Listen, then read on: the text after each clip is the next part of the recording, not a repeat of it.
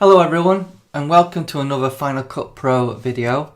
In this video, obviously it's Final Cut Pro X, just want to clear that up. I just want to show you a possible message you may receive on your computer. This could be an indication of your library becoming corrupted. The last time you opened Final Cut Pro, it unexpectedly quit while reopening Windows. Do you want to try to reopen its windows again? Basically it's an error message. It'll keep coming up repeatedly and you will not be able to open Final Cut Pro. And sometimes, reluctantly, you may have to start afresh and start again. That means deleting your library from scratch and then restarting. If it's absolutely a necessity for you guys to keep your work, I would always recommend doing a time machine backup on your computer. Now, if you don't know how to do this, you basically look for the time machine icon, which I have here. Or if you go into System Preferences, I'll just bring that up. You have the time machine in there as well. And that'll allow you to basically do a backup on a separate hard drive. Please guys, do this. Do not believe the hype of both PC and Apple users when they claim their system doesn't crash or Macs don't crash. They do. I've had in the last year 2 major crashes and I've had to use the time machine to recover the data that I needed.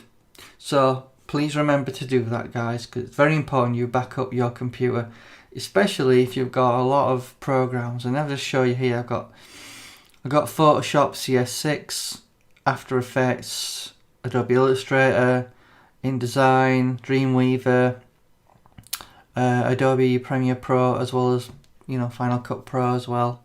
And these programs are expensive to buy. Or to rent in terms of Adobe Creative Cloud CC. So always back up your software, because without your software you can't do your work. So it's very important you back that up. Anyway, back to my topic. So you're unable to recover Final Cut Pro and you can't find the details on how to re-download it or something like that. The only other option available to you if you want to get your software back up and running is to delete the corrupted library. So basically I'll show you how you do that. Basically you click on your Macintosh hard drive, look into your user details, as I've got it labelled here as all these X's. Then you want to find under Movies, Final Cut Pro Backups, and then generally underneath the third folder will be your library. Now obviously it might be called something. In my case it's just called Untitled. All you do is you drag that to your wastebasket bin and then you empty your wastebasket, and it will remove all your projects that you've done, but it will in effect start Final Cut Pro X from scratch, and hopefully remove the issue of it not opening.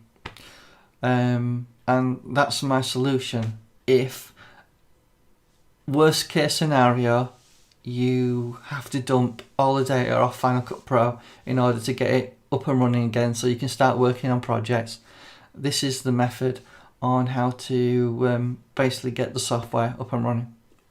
It's a drastic measure, I appreciate.